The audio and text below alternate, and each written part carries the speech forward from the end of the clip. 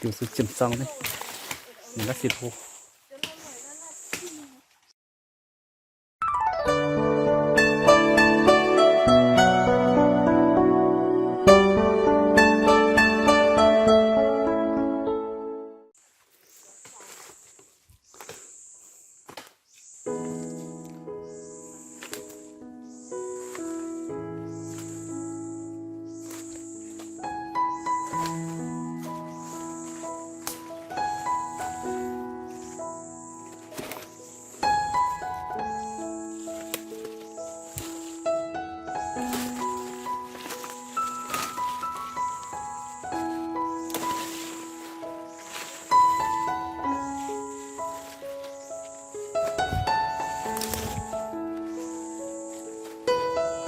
Xong chưa?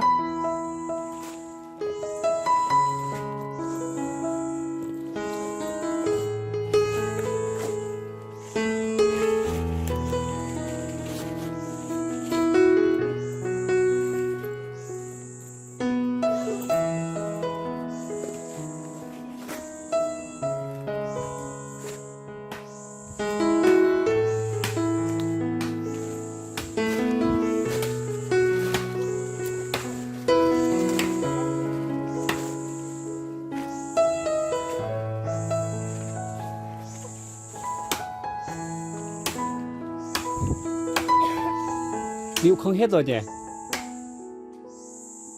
Mang không hết về rồi nhỉ?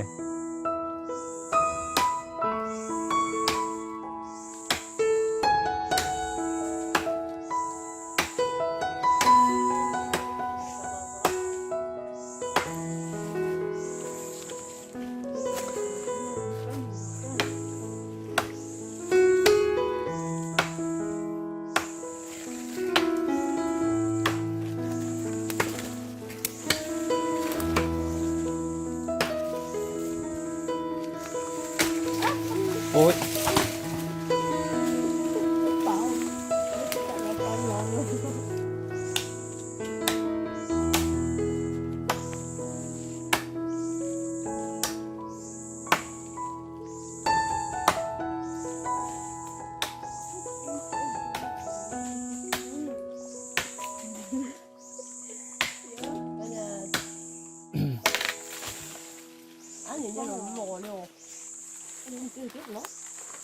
Thế thì bây giờ làm sao?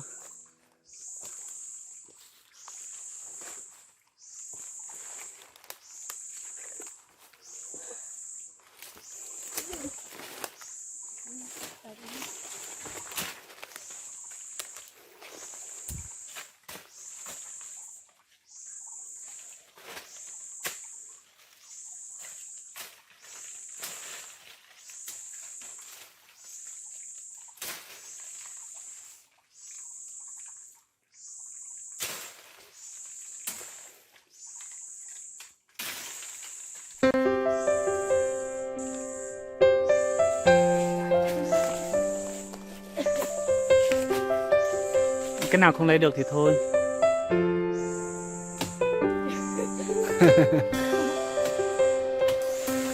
Ơi, được rồi.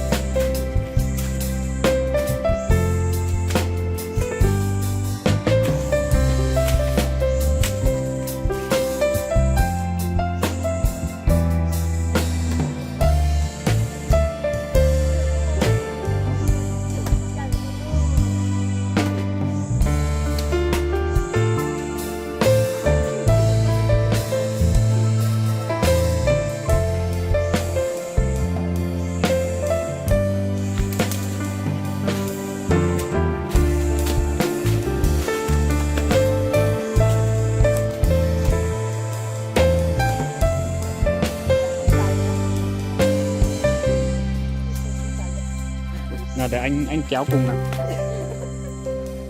Cho anh làm cho.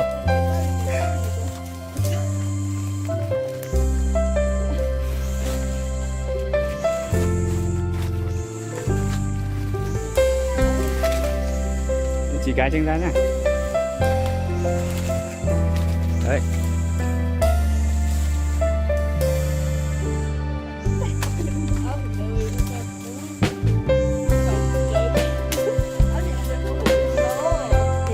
Đây gái, trả em con dao.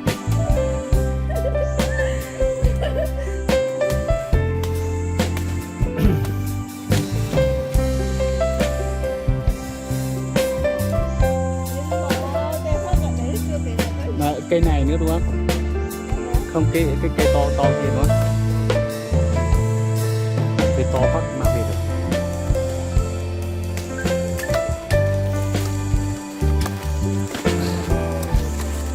Tranh một con dao tí.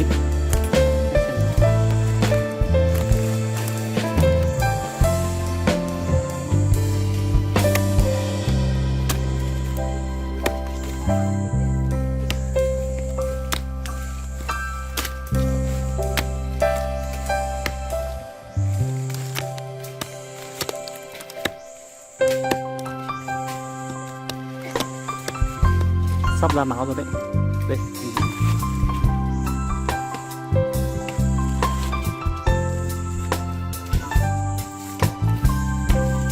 Mình sẽ chỉnh xong đấy.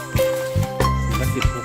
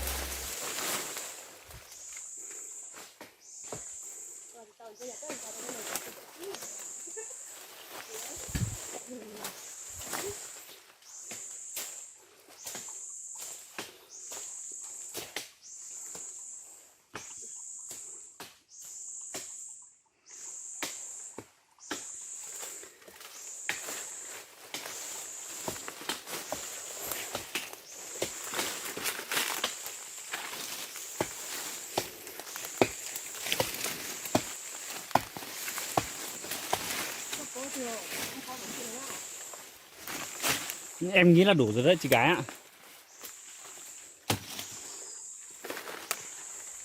Tí lại không mang hết về thì lại phí. Hôm nào anh lấy anh lại gọi.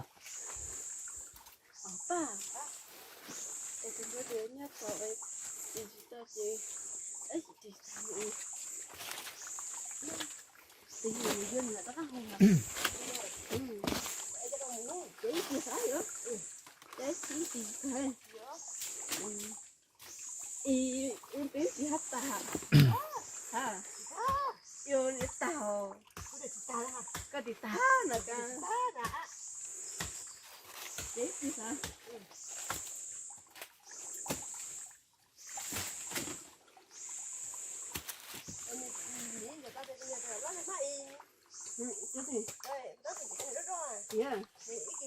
dạ cho nó thế nào.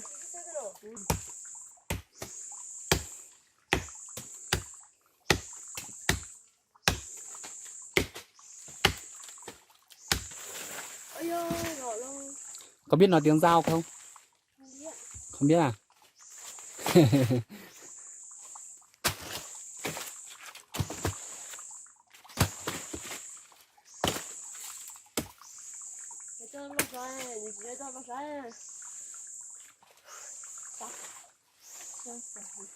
Mệt nhỉ? Vừa mệt vừa nóng.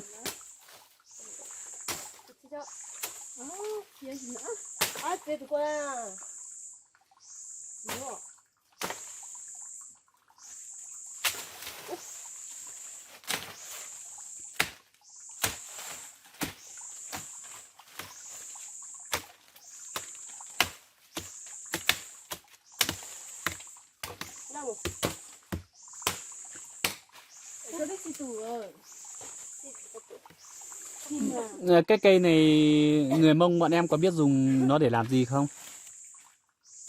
Không biết. Không biết à? À, chỉ bán cho người giao thôi nhỉ? Người giao dùng để làm gì?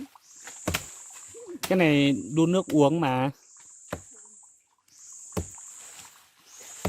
Sao? Đun nước uống làm giống như chè ấy. Mình sắc nước uống.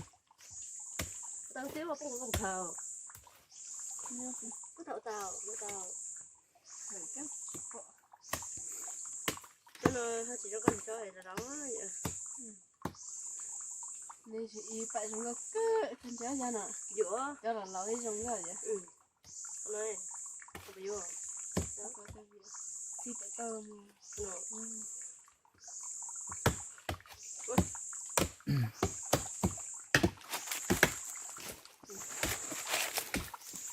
Mua.